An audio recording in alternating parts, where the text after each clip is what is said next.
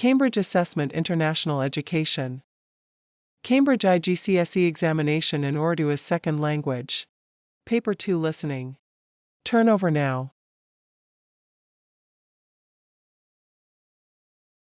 مشق نمبر 1 سوال نمبر 1 تا 8 سوال نمبر 1 تا 8 کے لیے آپ 8 مختلف حصے سنیں گے۔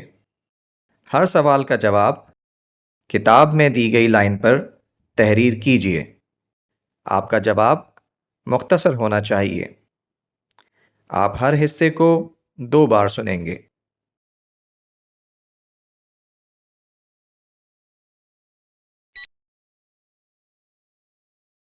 سوال نمبر 1 ابو، ہمارے اسکول میں یوم اقبال کی تقریب منعقد ہو رہی ہے جس میں بچوں کو علامہ اقبال کی شاعری پڑھنے کے لیے کہا گیا ہے۔ میں نے علامہ اقبال کا یہ کلام منتخب کیا ہے، کیا آپ میری تھوڑی سی تیاری کروا دیں گے؟ ہاں بیٹا، کیوں نہیں، ذرا کلام اقبال پڑھ کر تو سناؤ۔ جی ابو۔ منزل سے آگے بڑھ کر منزل تلاش کر، مل جائے تجھ کو دریا تو سمندر تلاش کر۔ رکو بیٹا، یہ کلام آپ نے کہاں سے لیا ہے؟ ایک ویب سائٹ سے لیا ہے ابو۔ بیٹا، یہ علامہ اقبال کا کلام نہیں، آپ تو بہت بڑی غلطی کرنے جا رہی تھیں، کسی اور کا کلام علامہ اقبال کے نام سے پیش کرنے جا رہی تھیں۔ ہمارے گھر کی لائبریری میں کلیات اقبال موجود ہے، آپ وہاں جائیے اور وہاں سے اپنی پسند کی نظم یا غزل لے لیجئے۔ ویب سائٹس پر بہت زیادہ یقین کرنا مناسب نہیں ہوتا۔ آپ کلیات اقبال لے کر آئیں، میں آپ کی تیاری کروا دیتا ہوں۔ شکریہ ابو، میں ابھی کلیات اقبال لاتی ہوں۔ دیکھا، بڑوں سے مشورہ کرنے کا کتنا فائدہ ہوتا ہے۔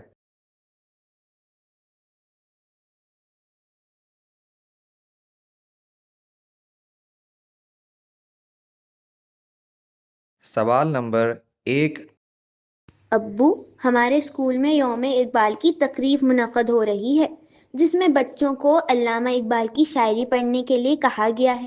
میں نے علامہ اقبال کا یہ کلام منتخب کیا ہے، کیا آپ میری تھوڑی سی تیاری کروا دیں گے؟ ہاں بیٹا، کیوں نہیں، ذرا کلام اقبال پڑھ کر تو سناؤ۔ جی ابو۔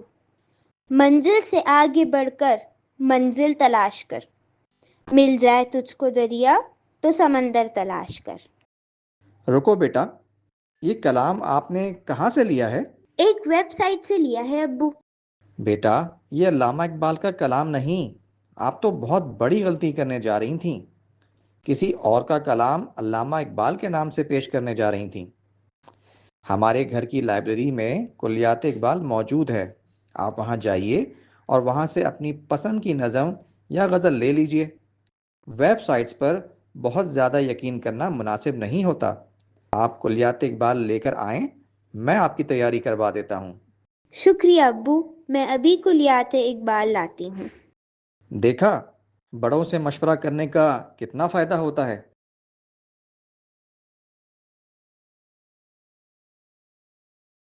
سوال نمبر 2 امی، آج شام کے کھانے میں کیا پکا رہی ہیں؟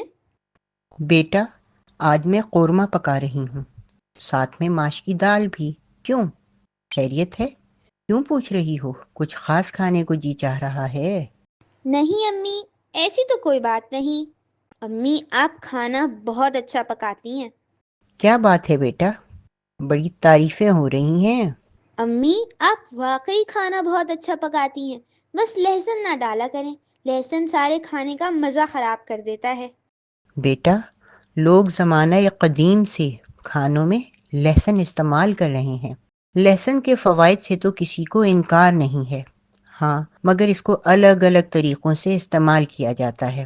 زیادہ تر لوگ کھانے کے ذائقے کو بہتر بنانے کے لیے اس کا استعمال کرتے ہیں، جبکہ کچھ لوگ نہار منہ اسے کچا بھی کھاتے ہیں۔ لہسن میں بہت سے غذائی اجزاء مثلا فائبر، مینگنیز، وٹامن B1 اور vitamin B6، vitamin C، selenium, calcium, iron, phosphorus, potassium اور کاپر شامل ہیں۔ اس لیے لہسن کا باقاعدگی سے استعمال آپ کو بیماریوں سے بچائے گا اور آپ کی صحت برقرار رہے گی۔ لہسن بلڈ پریشر کو بہتر رکھتا ہے، جلدی امراض سے نجات دیتا ہے، نزلہ زکام سے محفوظ رکھتا ہے، اور ہاں بیٹا یہ انسانی یادداشت کو بھی بہتر بناتا ہے۔ اس کے علاوہ بھی اس کے بہت سے فائدے ہیں، اس لیے لہسن کا استعمال بہت ضروری ہے۔ امی، مجھے تو پتہ ہی نہیں تھا کہ لہسن کے اتنے سارے فائدے ہیں۔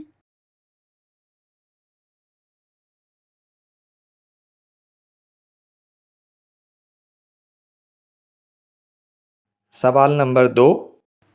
امی، آج شام کے کھانے میں کیا پکا رہی ہیں؟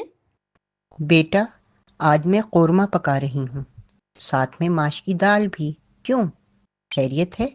کیوں پوچھ رہی ہو؟ کچھ خاص کھانے کو جی چاہ رہا ہے؟ نہیں امی، ایسی تو کوئی بات نہیں۔ امی، آپ کھانا بہت اچھا پکاتی ہیں۔ کیا بات ہے بیٹا، بڑی تعریفیں ہو رہی ہیں۔ امی، آپ واقعی کھانا بہت اچھا پکاتی ہیں، بس لہسن نہ ڈالا کریں، لہسن سارے کھانے کا مزہ خراب کر دیتا ہے۔ بیٹا لوگ زمانہ قدیم سے کھانوں میں لہسن استعمال کر رہے ہیں۔ لہسن کے فوائد سے تو کسی کو انکار نہیں ہے، ہاں مگر اس کو الگ الگ طریقوں سے استعمال کیا جاتا ہے۔ زیادہ تر لوگ کھانے کے ذائقے کو بہتر بنانے کے لیے اس کا استعمال کرتے ہیں، جبکہ کچھ لوگ نہار منہ اسے کچا بھی کھاتے ہیں۔ لہسن میں بہت سے غذائی اجزاء مثلا فائبر، مینگنیز، وٹامن B1 اور vitamin B6، vitamin C، selenium, calcium, iron, phosphorus, potassium اور کاپر شامل ہیں۔ اس لیے لہسن کا باقاعدگی سے استعمال آپ کو بیماریوں سے بچائے گا اور آپ کی صحت برقرار رہے گی۔ لہسن بلڈ پریشر کو بہتر رکھتا ہے، جلدی امراض سے نجات دیتا ہے، نزلہ زکام سے محفوظ رکھتا ہے، اور ہاں بیٹا یہ انسانی یادداشت کو بھی بہتر بناتا ہے۔ اس کے علاوہ بھی اس کے بہت سے فائدے ہیں، اس لیے لہسن کا استعمال بہت ضروری ہے۔ امی، مجھے تو پتہ ہی نہیں تھا کہ لہسن کے اتنے سارے فائدے ہیں۔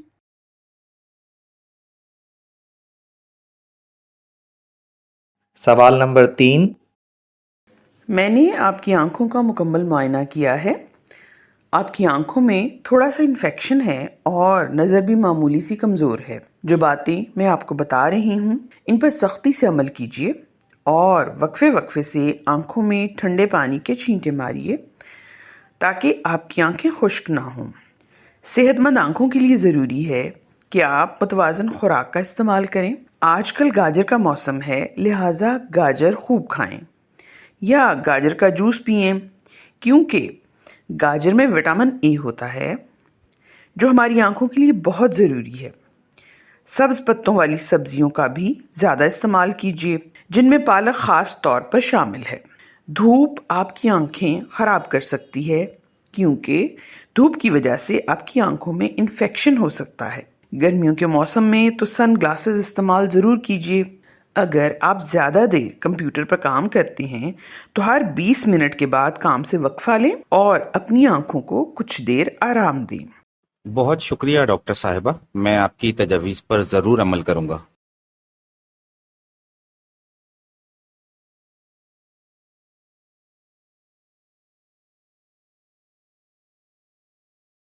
سوال نمبر 3۔ میں نے آپ کی آنکھوں کا مکمل معائنہ کیا ہے۔ آپ کی آنکھوں میں تھوڑا سا انفیکشن ہے اور نظر بھی معمولی سی کمزور ہے۔ جو باتیں میں آپ کو بتا رہی ہوں ان پر سختی سے عمل کیجیے اور وقفے وقفے سے آنکھوں میں ٹھنڈے پانی کے چھینٹے ماریے تاکہ آپ کی آنکھیں خشک نہ ہوں۔ صحت مند آنکھوں کے لیے ضروری ہے کہ آپ متوازن خوراک کا استعمال کریں۔ آج کل گاجر کا موسم ہے، لہٰذا گاجر خوب کھائیں یا گاجر کا جوس پئیں، کیونکہ گاجر میں وٹامن A ہوتا ہے جو ہماری آنکھوں کے لیے بہت ضروری ہے۔ سبز پتوں والی سبزیوں کا بھی زیادہ استعمال کیجیے، جن میں پالک خاص طور پر شامل ہے۔ دھوپ آپ کی آنکھیں خراب کر سکتی ہے، کیونکہ دھوپ کی وجہ سے آپ کی آنکھوں میں انفیکشن ہو سکتا ہے۔ گرمیوں کے موسم میں تو سن گلاسز استعمال ضرور کیجیے۔ اگر آپ زیادہ دیر کمپیوٹر پر کام کرتے ہیں تو ہر 20 منٹ کے بعد کام سے وقفہ لیں اور اپنی آنکھوں کو کچھ دیر آرام دیں۔ بہت شکریہ ڈاکٹر صاحبہ، میں آپ کی تجاویز پر ضرور عمل کروں گا۔ سوال نمبر 4۔ سال 2024 کا پہلا چاند گرہن 26 مارچ کو ہوا۔ محکمہ موسمیات کے مطابق چاند گرہن کا مشاہدہ پاکستان میں نہیں کیا جا سکا۔ محکمہ موسمیات کا کہنا ہے کہ چاند گرہن پاکستانی وقت کے مطابق 9:53 پر شروع ہوا۔ چاند گرہن دوپہر 12:20 پر اپنے عروج پر تھا۔ محکمہ موسمیات کے مطابق چاند گرہن کا اختتام دوپہر 2:32 پر ہوا۔ یورپی ممالک، شمالی اور مشرقی ایشیائی ممالک، آسٹریلیا اور افریقی ممالک میں بھی چاند گرہن دیکھا گیا ہے۔ محکمہ موسمیات کے مطابق شمالی اور جنوبی امریکہ، بحر الکاہل، بحر اوقیانوس، بحر منجمد شمالی اور انٹارکٹیکا میں بھی چاند گرہن نظر آیا ہے۔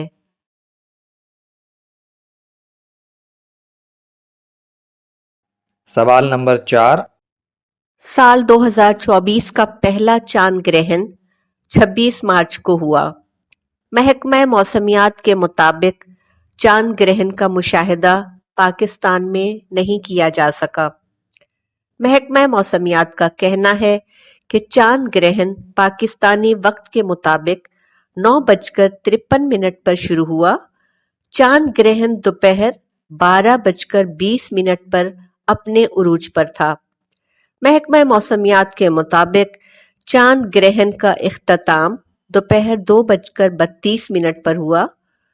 یورپی ممالک، شمالی اور مشرقی ایشیائی ممالک، آسٹریلیا اور افریقی ممالک میں بھی چاند گرہن دیکھا گیا ہے۔ محکمہ موسمیات کے مطابق شمالی اور جنوبی امریکہ، بحر الکاہل، بحر اوقیانوس، بحر منجمد شمالی اور انٹارکٹیکا میں بھی چاند گرہن نظر آیا ہے۔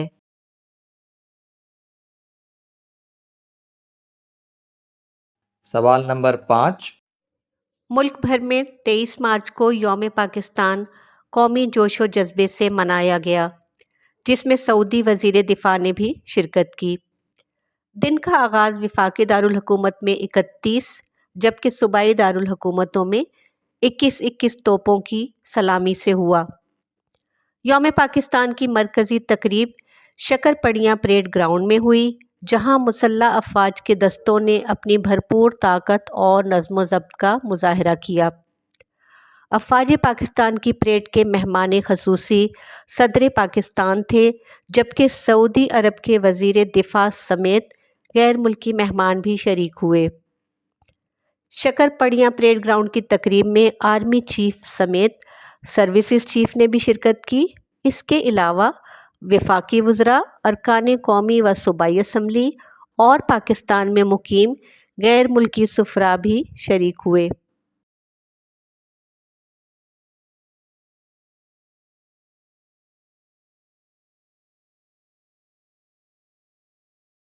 سوال نمبر 5۔ ملک بھر میں 23 مارچ کو یوم پاکستان قومی جوش و جذبے سے منایا گیا، جس میں سعودی وزیر دفاع نے بھی شرکت کی۔ دن کا آغاز وفاقی دارالحکومت میں 31 جبکہ صوبائی دارالحکومتوں میں 21 توپوں کی سلامی سے ہوا۔ یوم پاکستان کی مرکزی تقریب شکر پڑیاں پریڈ گراؤنڈ میں ہوئی، جہاں مسلح افواج کے دستوں نے اپنی بھرپور طاقت اور نظم و ضبط کا مظاہرہ کیا۔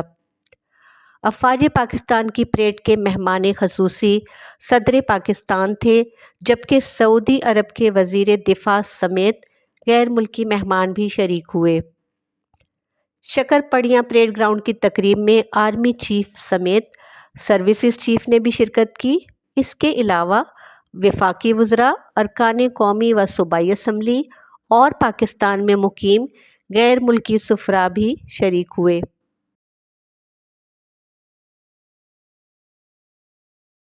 سوال نمبر 6۔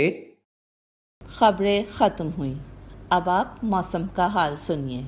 اس ہفتے میں پنجاب اور خیبر پختونخوا میں شدید گرج چمک اور تیز ہواؤں کے ساتھ شدید بارش متوقع ہے، جبکہ کہیں کہیں ژالہ باری کا بھی امکان ہے۔ وسطی اور جنوبی پنجاب میں 70 سے 90 کلومیٹر فی گھنٹہ کی رفتار سے ہوائیں چلنے کا امکان ہے۔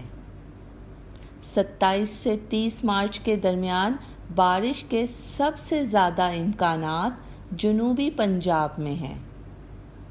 خیبر پختونخوا کے بالائی اور وسطی میدانی علاقوں بشمول پشاور، کوہاٹ اور ڈی آئی خان میں تیز گرد و غبار کے طوفان بننے کے امکانات ہیں، جو مشرق کی طرف بڑھتے ہوئے پنجاب پر زیادہ شدت سے اثر انداز ہوں گے۔ راولاکوٹ، باغ، میرپور اور کوٹلی سمیت آزاد کشمیر کے مختلف علاقوں میں بھی گرج چمک کے ساتھ تیز بارش متوقع ہے۔ کوئٹہ، یوب، سبی اور لورا لائی سمیت بلوچستان کے زیادہ تر علاقوں میں گرج چمک کے ساتھ بارش ہوگی۔ سندھ کے مختلف شہروں میں موسم گرم اور جزوی طور پر ابرآلود رہے گا۔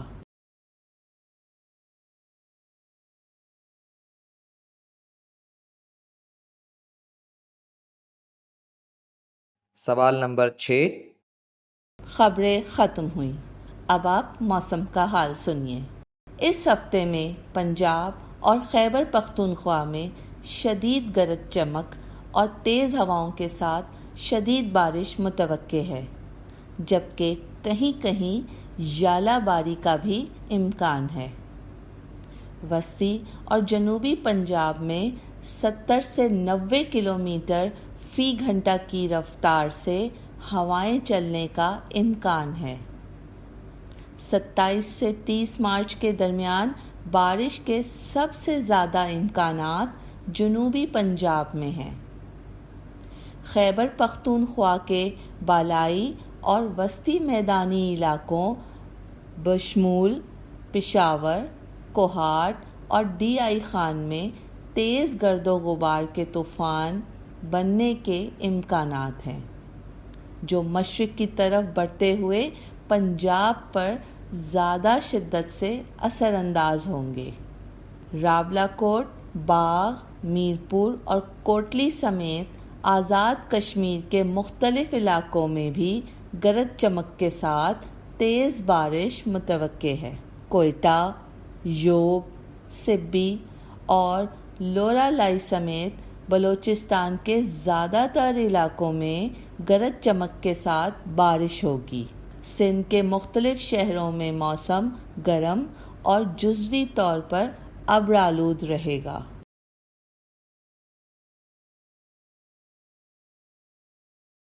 سوال نمبر 7۔ موسم کی خبروں کے بعد اب آپ ایک مختصر رپورٹ سنیے۔ لاہور میں جمعرات کو شروع ہونے والے 5 روزہ عالمی کتب میلے کا آج دوسرا دن ہے۔ اس میلے میں انتظامیہ کے اہلکاروں کے مطابق 400 کے قریب اسٹال لگائے گئے ہیں۔ اگر یہاں اسٹال لگانے والوں اور آنے والوں کا گھوم پھر کر جائزہ لیا جائے تو ان افراد کا تعلق پنجاب کے کئی علاقوں سے ہے اور ان میں بچوں سے لے کر عمر رسیدہ افراد بھی شامل ہیں۔ بچوں کی ایک بڑی تعداد میلے میں نظر آئی، جن کے والدین ان کے ساتھ تھے، اور اکثریت کا کہنا تھا کہ بچوں کی دلچسپی کی کتابیں اس میلے میں ایک تو بہت زیادہ ملتی ہیں، دوسرے ان کی قیمت بازار سے کافی کم ہوتی، اور تیسرے کہ ایک ہی جگہ پر اتنی ساری کتابیں اکٹھی ملنے سے وقت کی بہت سی بچت بھی ہو جاتی ہے۔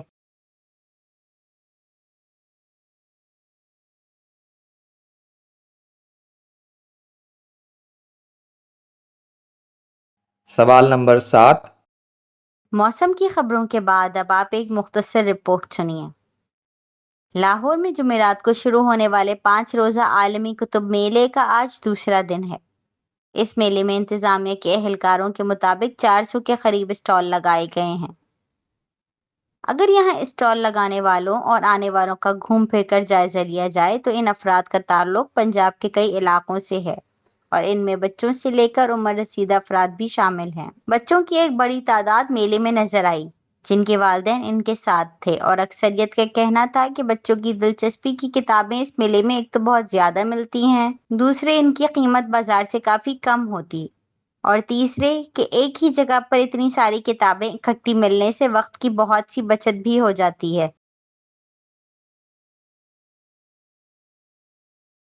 سوال نمبر 8۔ خواتین و حضرات توجہ فرمائیے، کراچی جانے والی ایکسپریس بس اپنے ٹرمینل پر پہنچ چکی ہے۔ کراچی جانے والے مسافروں سے گزارش ہے کہ بس میں تشریف لے جائیں۔ مسافروں سے گزارش ہے کہ اپنا قیمتی سامان بس کے ذہنی خانے میں اپنے سامنے رکھوائیے اور ٹوکن ضرور حاصل کیجیے۔ بس کے عملے کو اپنا ٹکٹ دکھانے کے بعد ٹکٹ کا ایک حصہ اور سامان کا ٹوکن سنبھال کر رکھیے۔ بس میں اپنا دستی سامان نشست کے بالائی خانے میں رکھیے۔ کمپنی کی طرف سے فراہم کردہ قابل واپسی سامان مثلاً ہیڈ فون، اخبارات اور جرائد احتیاط سے رکھیے، اور بس چھوڑتے ہوئے یہ سامان بس کے عملے کے حوالے ضرور کیجیے۔ آپ کی توجہ کا بہت شکریہ۔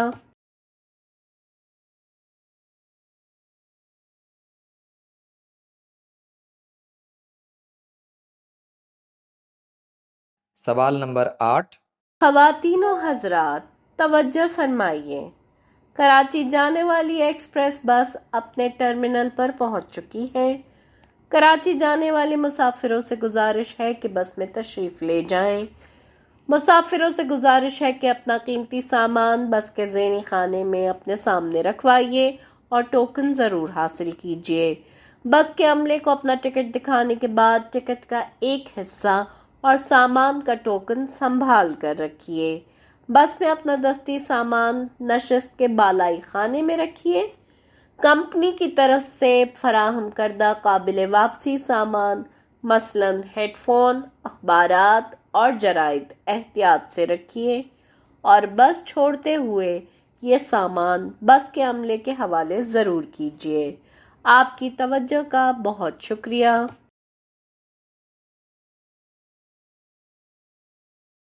مشق نمبر 1 ختم ہوئی۔ اب آپ تھوڑی دیر میں مشق نمبر 2 سنیں گے، لہٰذا کتاب میں دیے گئے مشق نمبر 2 کے سوالات غور سے پڑھیے۔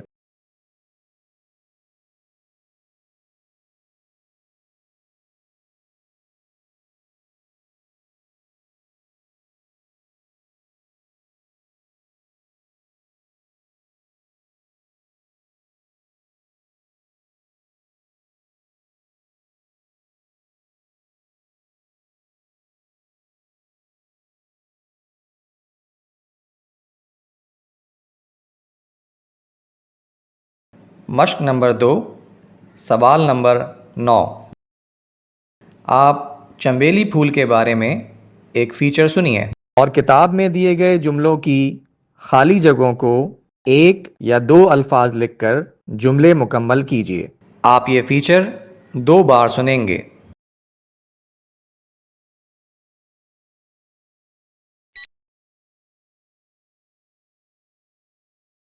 اردو میں چنبیلی، انگریزی میں جیسمن اور سندھی زبان میں موتیو پکارے جانے والا چھوٹے سائز کا سفید اور نہایت ہی منفرد خوشبو والا پھول چنبیلی پاکستان کا قومی پھول ہے۔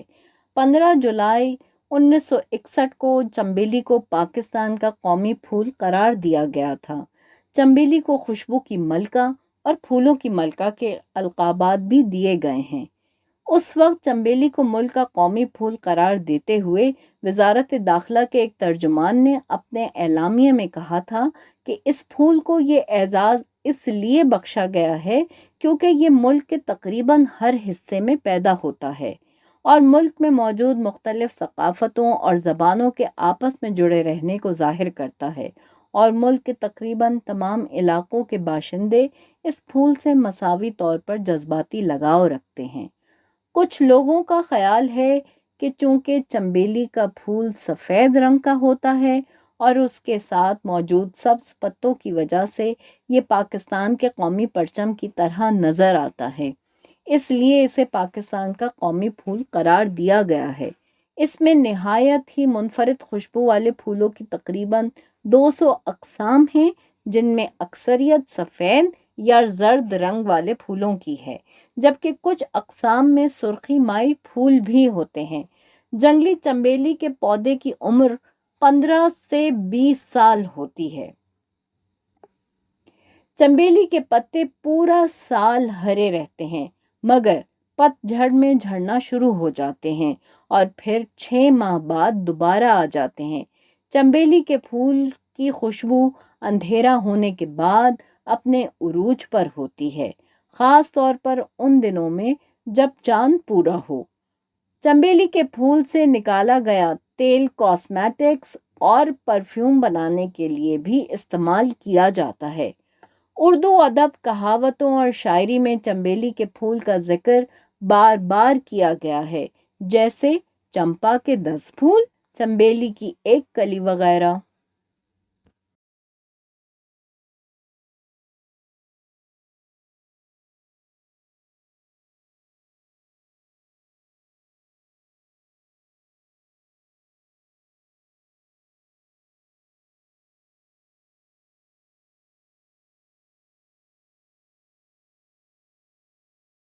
اب آپ یہ فیچر دوبارہ سنیے۔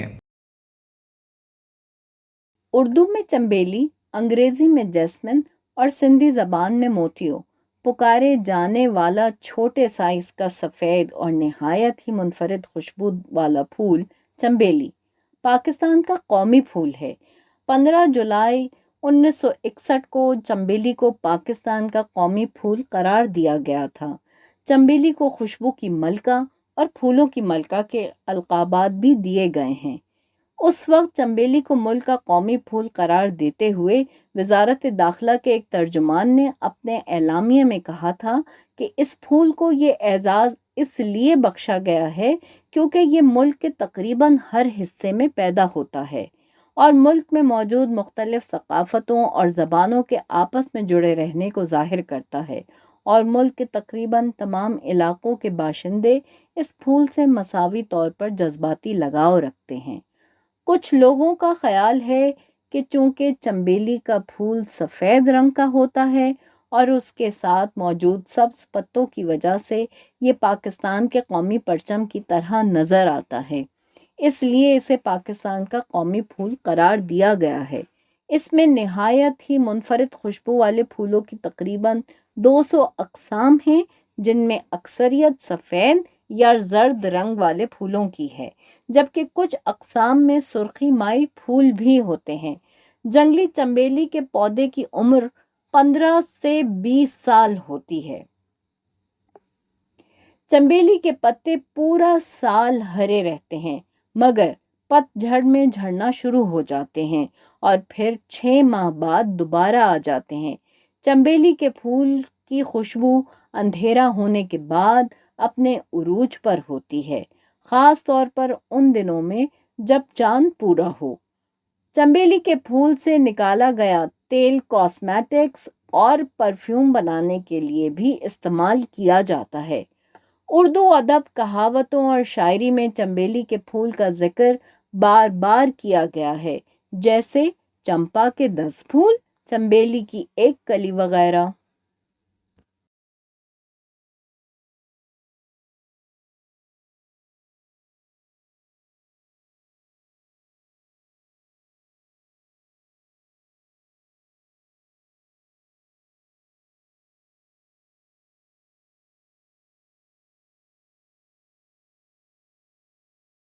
مشق نمبر 2 ختم ہوئی۔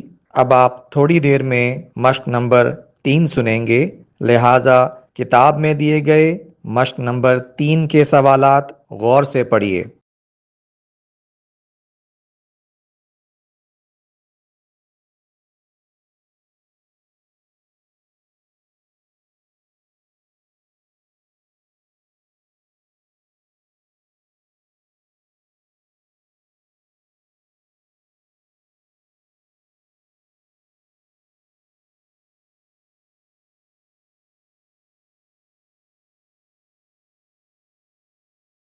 مشق نمبر 3، سوال نمبر 10۔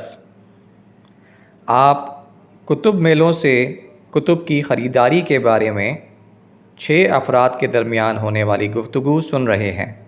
کتاب میں دی گئی ہر شخص کی رائے کو انگریزی حروف A تا G سے ظاہر کیا گیا ہے، لہٰذا ہر شخص کی رائے کا صحیح حرف A تا G اس کے درست خانے میں لکھیے۔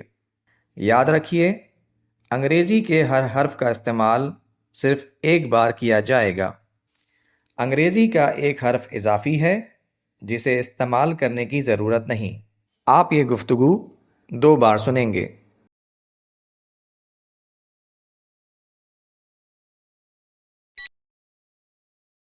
پہلی رائے: میں تو کتب میلے کی بجائے کتابوں کی دکان یا اسٹال سے ہی کتاب لینا پسند کرتی ہوں۔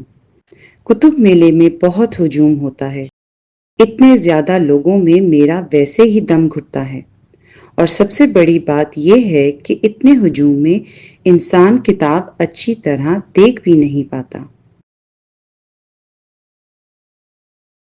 دوسری رائے: مجھے ویسے کتب میلے سے کتب کی خریداری میں آسانی لگتی ہے، کیونکہ وہاں ایک ہی جگہ پر آپ کو مختلف ناشران کی بہت سی کتابیں مل جاتی ہیں، جو کتابوں کی ایک دکان میں ممکن نہیں۔ کتابیں آپ کی پہنچ میں ہوتی ہیں اور آپ آسانی سے ہر کتاب کو اپنے ہاتھ میں لے کر اچھی طرح جائزہ لے کر کتاب خرید سکتے ہیں۔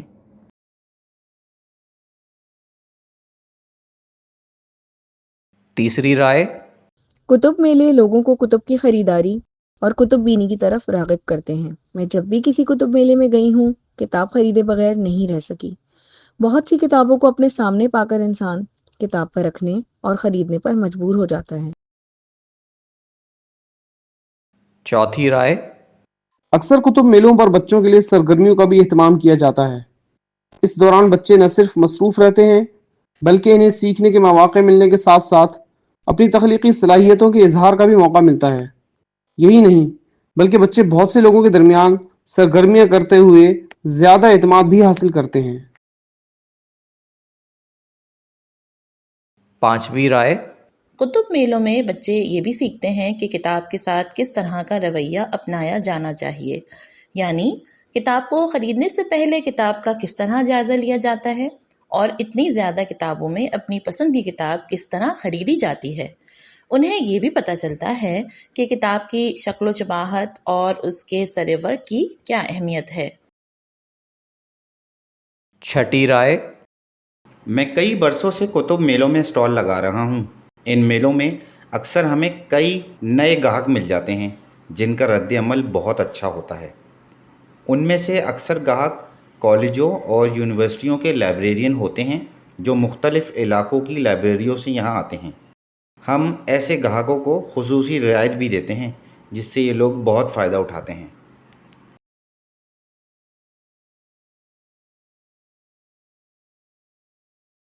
اب آپ یہ گفتگو دوبارہ سنیے۔ پہلی رائے: میں تو کتب میلے کی بجائے کتابوں کی دکان یا اسٹال سے ہی کتاب لینا پسند کرتی ہوں۔ کتب میلے میں بہت ہجوم ہوتا ہے، اتنے زیادہ لوگوں میں میرا ویسے ہی دم گھٹتا ہے، اور سب سے بڑی بات یہ ہے کہ اتنے ہجوم میں انسان کتاب اچھی طرح دیکھ بھی نہیں پاتا۔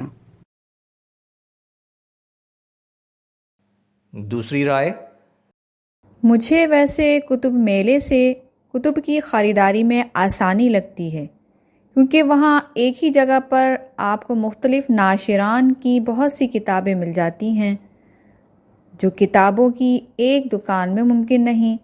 کتابیں آپ کی پہنچ میں ہوتی ہیں اور آپ آسانی سے ہر کتاب کو اپنے ہاتھ میں لے کر اچھی طرح جائزہ لے کر کتاب خرید سکتے ہیں۔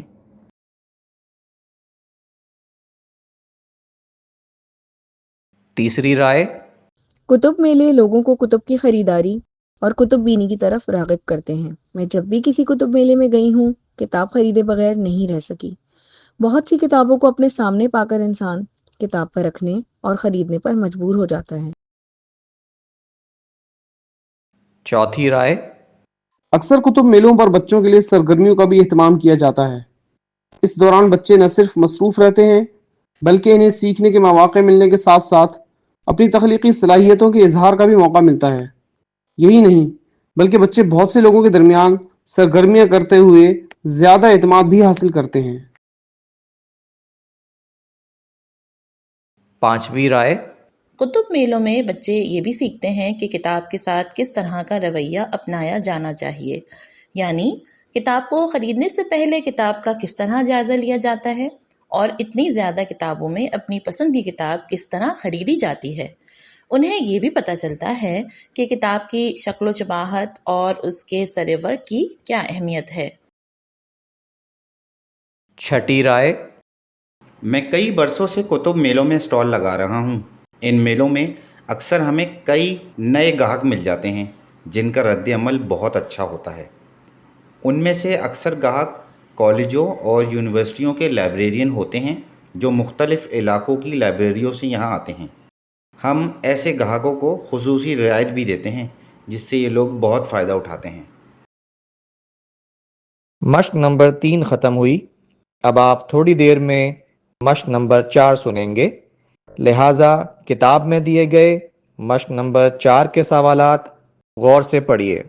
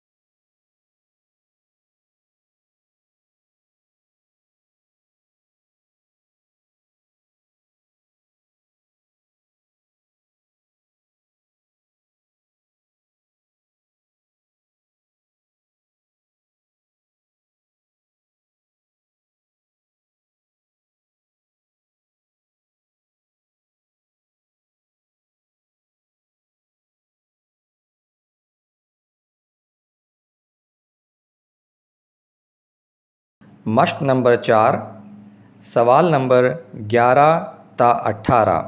آپ ایک قدیم قلعہ کوٹ ڈی جی کے بارے میں 2 افراد کے درمیان ہونے والی گفتگو سن رہے ہیں۔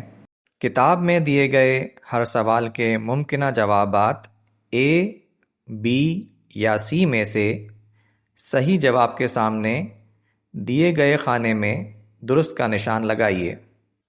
آپ یہ گفتگو 2 بار سنیں گے۔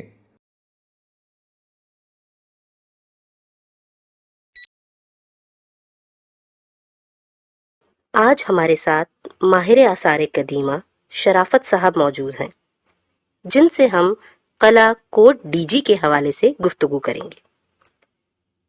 السلام علیکم شرافت صاحب، ہم آپ کے بے حد شکر گزار ہیں کہ آپ نے اپنے قیمتی وقت میں سے ہمیں آج کچھ وقت عنایت فرمایا۔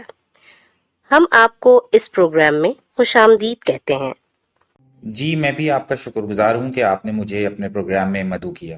شرافت صاحب، ہمیں سب سے پہلے قلعہ کوٹ ڈی جی کے پس منظر کے بارے میں بتائیے۔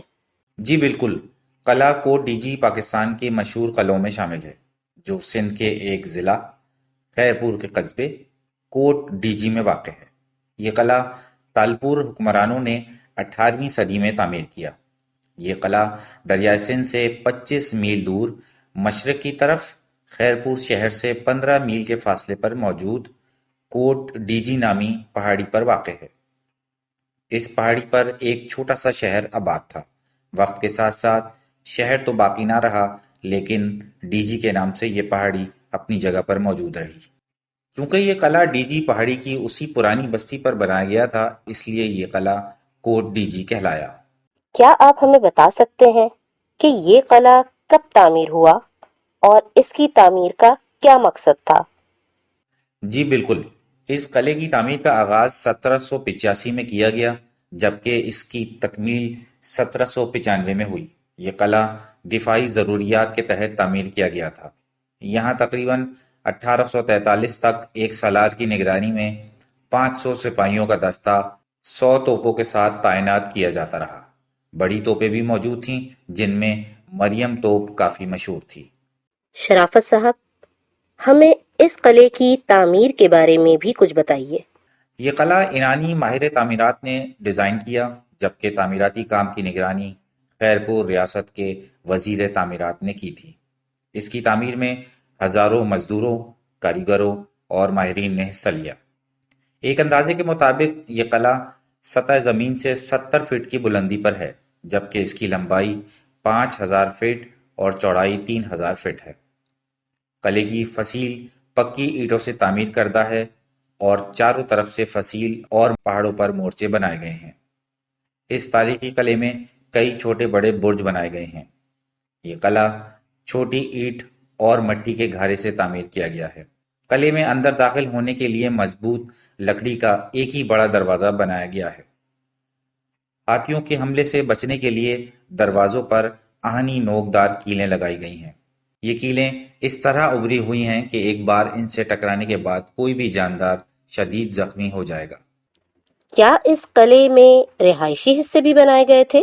جی ہاں، اور قلعے کے رہائشی حصے تک پہنچنے کے لیے لکڑی کے 3 بڑے اور انتہائی مضبوط دروازوں کو عبور کرنا پڑتا ہے۔ رہائشی علاقے میں ایک کنواں بھی ہے اور درجنوں کمروں کے آثار موجود ہیں۔ اسی حصے میں اناج رکھنے کے لیے گودام اور باورچی خانہ بھی بنایا گیا ہے۔ اس رہائشی حصے کو پختہ اینٹوں، مغلیہ طرز کے محرابی دروازوں اور خوبصورت نقش و نگار سے سجایا گیا ہے۔ شرافت صاحب، آپ کا بہت شکریہ کہ آپ نے ہمیں اتنی تفصیل سے قلعہ کوٹ ڈی جی کے بارے میں اتنی اہم معلومات سے نوازا۔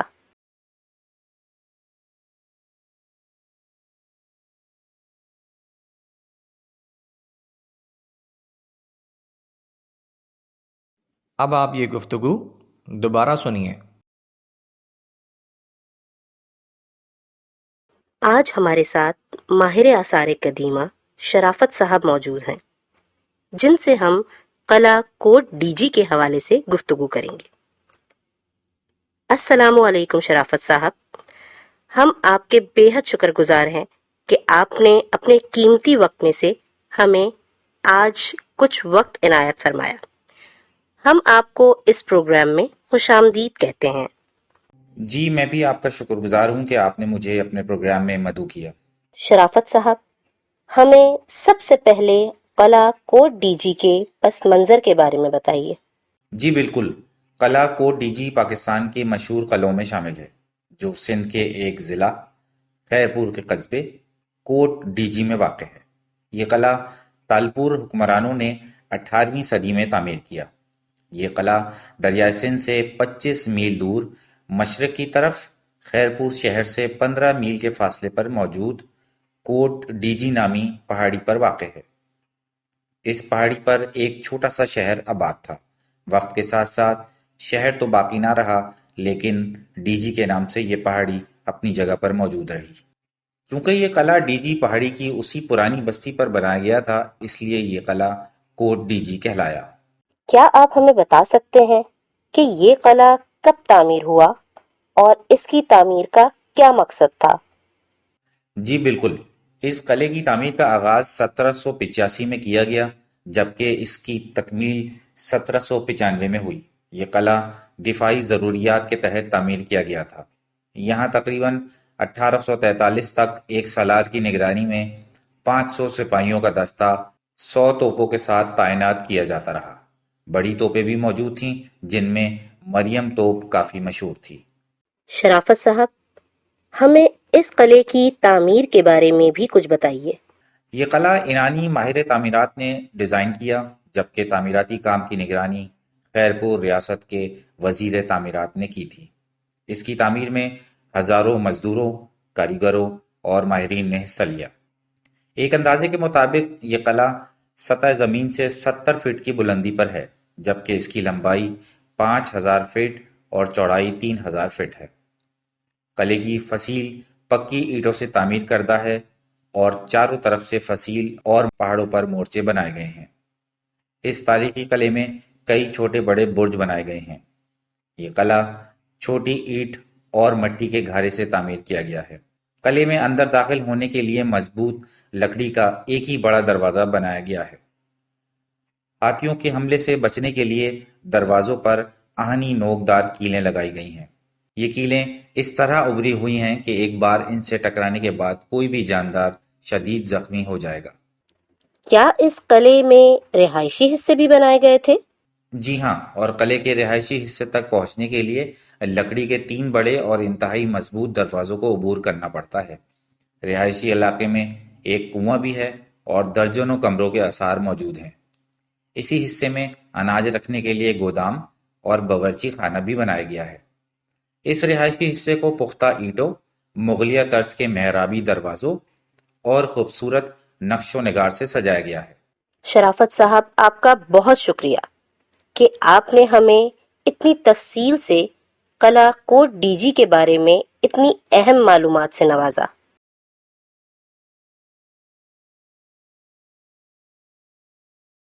لسننگ پریکٹس کی یہ ریکارڈنگ یہاں ختم ہوئی اور اس کے ساتھ ساتھ یہ امتحان بھی ختم ہوا۔